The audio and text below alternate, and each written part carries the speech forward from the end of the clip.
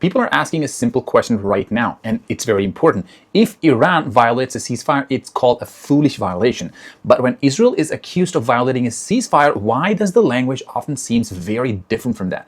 So why do some action get immediate condemnation while other gets explanation, excuses, or softer criticisms? So let me break this down. This is exactly why so many people around the world are talking about double standards. Now, before going into any further, let's be clear about something clear. Violating a ceasefire is wrong regardless of who does it. If civilians are being killed, missiles are being launched, and if drones are attacking ships or probably military operation continues after an agreement is reached, then people naturally expect the same standard to be applied to everyone.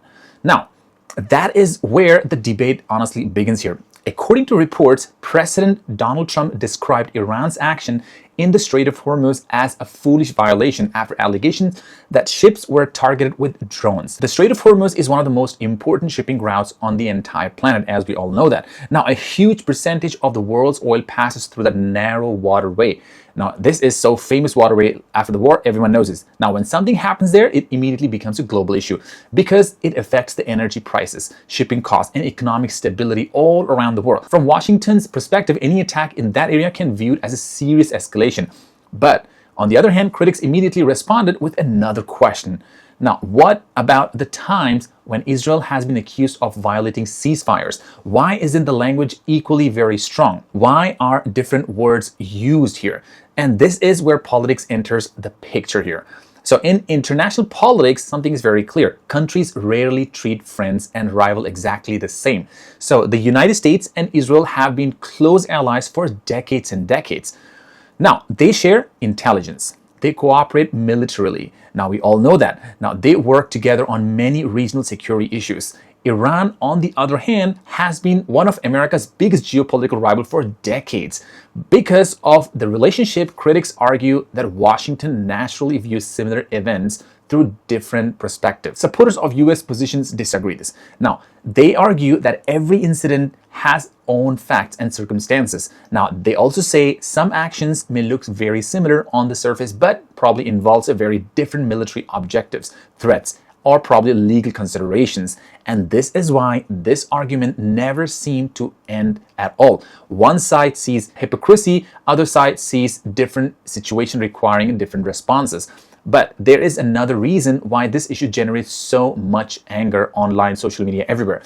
For ordinary people watching from around the world, civilians don't care much about geopolitical alliances. They don't care about this. They look at human suffering, the main thing. They see images of destructions, people dying, losing families, loved ones, their neighbors, friends. They ask a very simple question here. Shouldn't the same moral standards apply to everyone else? That question has existed for decades on this planet. It existed during the conflicts even in Iraq. It existed during the conflict in Afghanistan. Now, it existed during the conflict involving Russia and Ukraine also. Now, it exists today in the Middle East, as we know that with Iran. Now, many people believe international law should be applied equally regardless of which flag is involved here. Others, they argue that national interest always influences foreign policy decisions totally.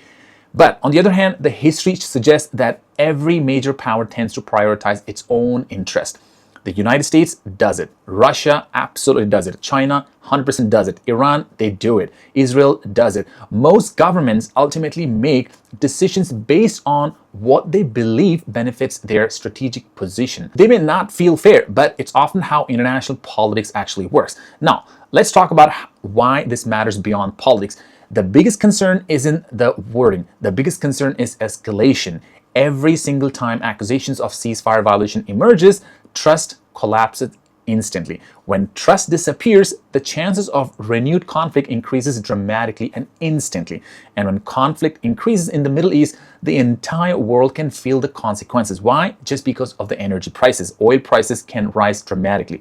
Now, shipping cost can increase instantly. Inflation can become worse and worse. And everyone feels that. Financial markets, they react to this. They become nervous. Businesses delay investments 100%. Governments, they start preparing for worst case scenarios. Now, this is something what's been happening since February. This is why even a single drone attack or military strike can suddenly become international news. Now, the consequences extended by far beyond the countries directly involved. So, is there a double standard?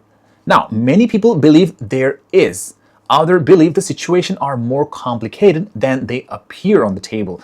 So the truth is that both arguments continue to exist because international politics is rarely black and white. What one side call self-defense, another side they call something different. They call it as aggression. Now, what one side calls security, another side calls as an occupation.